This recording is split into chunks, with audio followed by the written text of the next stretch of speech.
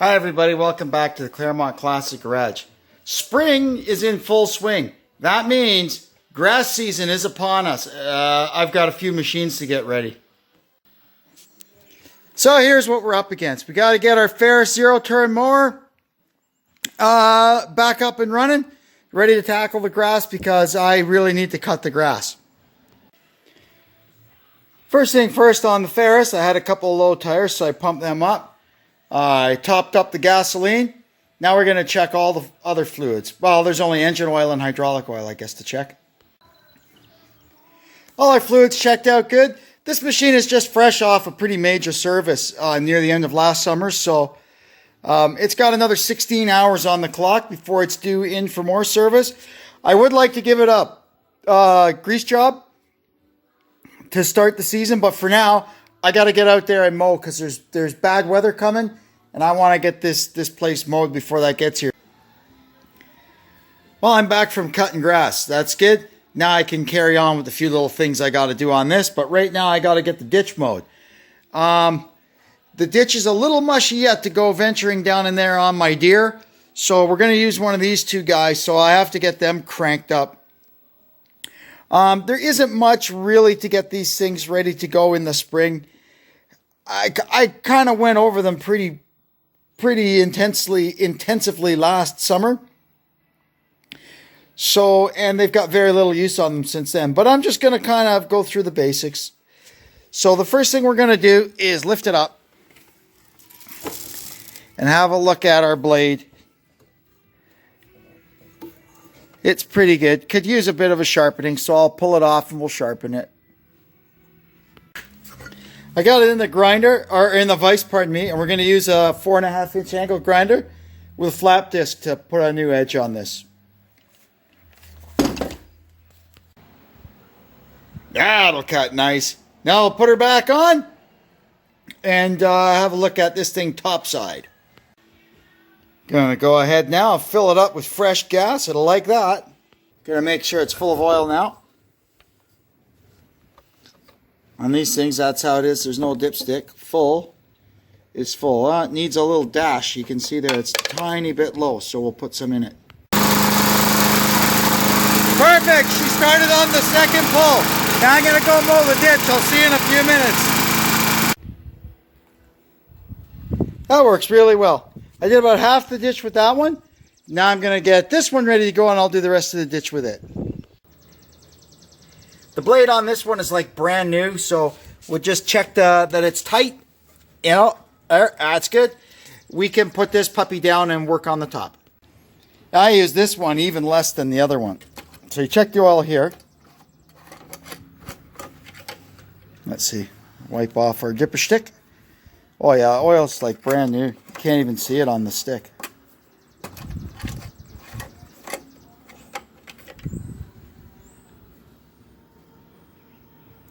Full, perfect.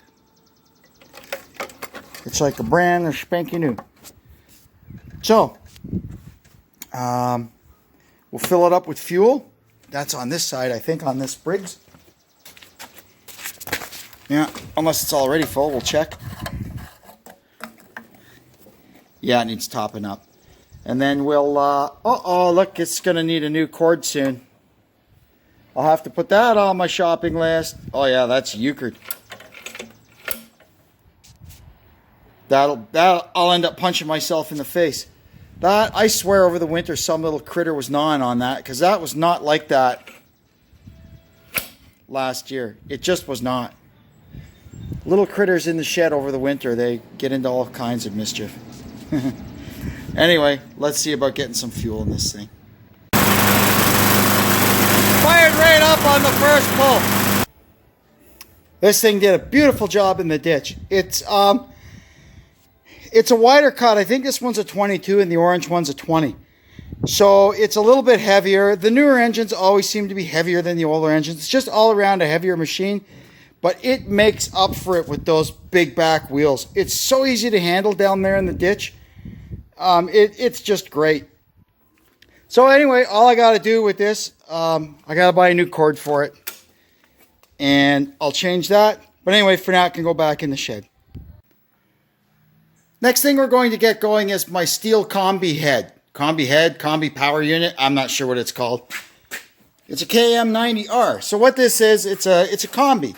So it's a power head, and I can put different attachments on it. So I've got a driveway edger, a little rototiller, a straight shaft trimmer, which I keep the blade on because I've got a curved shaft trimmer with string, and I've got a pole saw that goes on this. There's a few other attachments you can get for it. You can get a hedge trimmer, you can get a rotary broom, but those are the 4 that I have.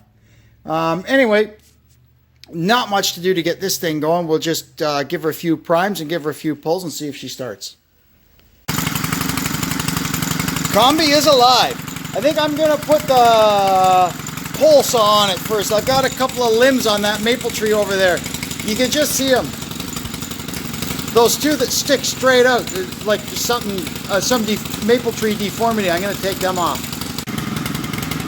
Well, we'll see if that'll reach. If that doesn't reach, I've got an extension there in the tube. I'll be back in a minute.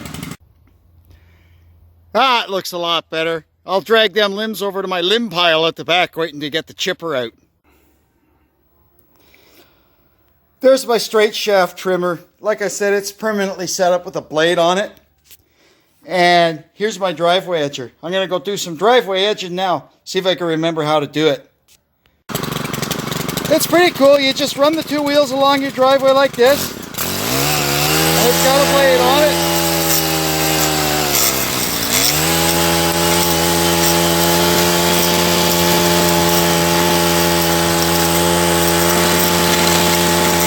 Oh yeah.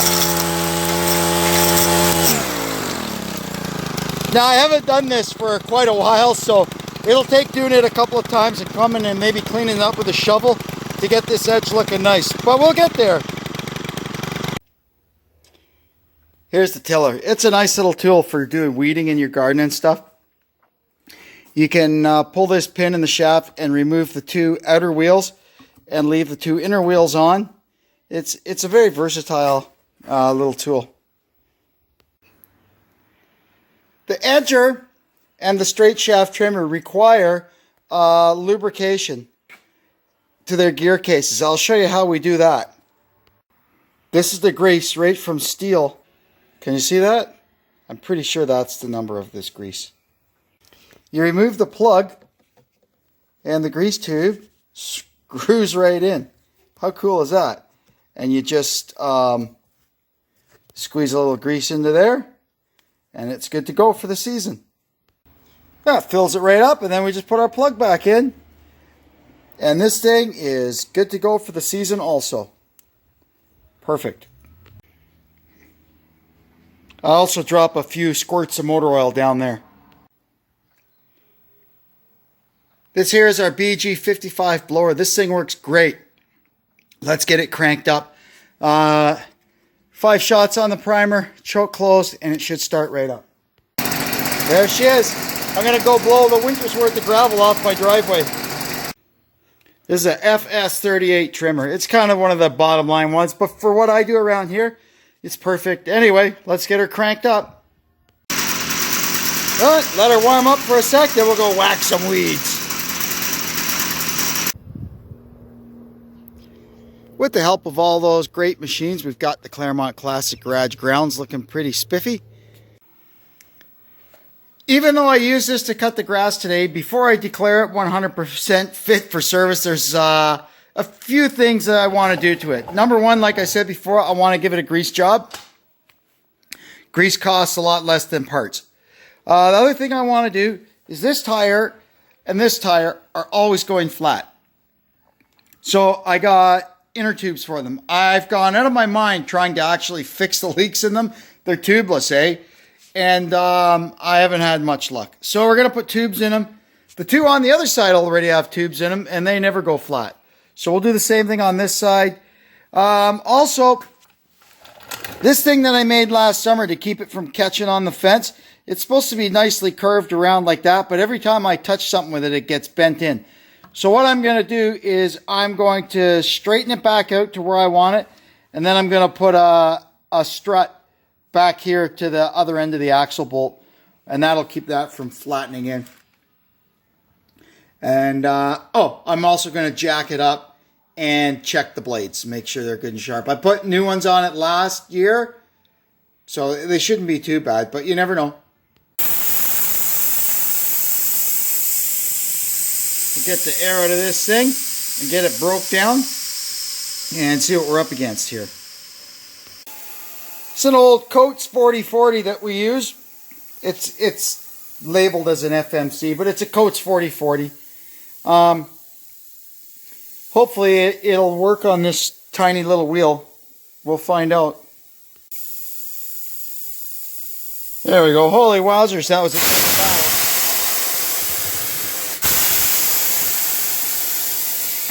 Now hopefully the back bead is off. We'll find out in a sec. Got to put the little wheel extension on it. That should make it come off better.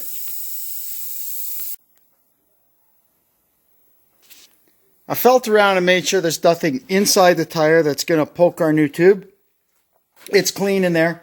So we're going to go ahead and pop it back onto the rim and get it worked back down past the valve hole, and then we can start getting our tube worked into it. I've got my valve puller fished through the valve stem hole and attached the valve stem. So now we're going to start working the tube into the tire and into the rim. And we got it. That's super. Now we can put the nut on it. I'll probably try and find a little washer too to go with it. Now we can mount it back on the tire machine and put the front bead back on, or the back bead, I guess. Now we can blow it up. These things run about 25. We're at 20 now. There we go. Now it will equalize a little bit. Oh, there goes the back bead. Because air gets trapped in between the tube and the tire when you're putting a tube in a like a tubeless situation. So it'll equalize a little bit, and then I'll have to top it back up. Now I'm going to pull the valve core back out and let the air out of it so I can kind of reposition this valve stem and get it more straight in its hole. We'll use this washer here. Perfect! Now we can put it back on. Now we'll get a tube in this one too. First step, get the air out. This one leaks a lot more slowly, but it leaks nonetheless. Now, I'm not sure. Maybe I'll clamp it in the vise and try and get the beads broke. This is not going to be a fun one to do. The bead actually breaks pretty easily. I use this big mallet and this splitting wedge, and crack, it just comes right off. So you can tell by the amount of grease in there that it's actually the rim that leaks. Huh. That would explain why I could never find a leak in the damn tire. Okay, well, we got a big mess to clean up now. Good thing my birthday's coming up. I always get a few rolls of these, and I'm going to need them on this job. Well, that was a bloody mess to clean up. Now I'm going to pull out these old plugs that are in here, the ghost of repairs past. And I don't want those poking into the new tube. They shouldn't really bother it at all because they're soft, but there's no need for them to be in there anymore. So I'm just going to pull them out. Well, that was a big bloody mess, but now we can put her back together. Now we'll just slowly start working the tube in. Then we can pop the other bead on. That was ugly to get on, and I got a bad feeling I might have pinched the tube. But we'll see. I hear a little air coming out now, but that may just be it equalizing. Now I'll jack it right up and put it on stands and have a look at the blades. The blades are actually pretty good. I'll just give them a little touch up and get them good and sharp again. Perfect. Now I can let it back down on the ground. We'll give it a grease job. And I got to fix that fence guard thingy. And she'll be ready to rock. Okay. First thing I got to do is get this thing bent back out to where it's supposed to be. We'll see what I got to use for that. Maybe this big adjustable in my hand. Maybe a channel lock. I don't know. Give me a sec. Here's our new strut for support that I made. So I'm just going to go ahead and weld that up. And then this should be a lot more solid. On a footnote, look at that. While I was fooling around with this, the head popped off the carriage bolt. So, wow, I hope I have another one of those kicking around somewhere. That was a pretty long carriage bolt. 3/8 by like 6 or something. Well, that doesn't look very good, does it? Well, I did an all-star job on this. I pinched it in 2 spots. One around there that I already fixed, and this one here. I'm just waiting for the cement to dry, and I'll put a patch on that. Wow. That's how it goes sometimes. I was having a real hard time because the inside of the tire is still kind of greasy, and it's really hard getting the bead to get going over the rim because it's so slippery. But anyway, we're gaining on it. Got it that time, no leaky. Now we can put her back together. Now we'll hit all our grease points, and then that's it. We'll be done.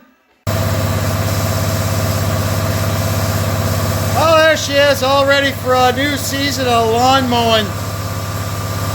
Well, that was quite a day, I'd say. We got all this equipment ready to go, and I managed to cut the grass and do the trimming and everything else in between. I'm beat, man. Well, lucky for me, it's Monday night, and that means only one thing. On CTV Sci-Fi, it's Star Trek night. All night of first generation Star Trek. So I'm going to go in and have a shave and a shower, and I'll be able to catch the 9 o'clock one when I come out. Super duper.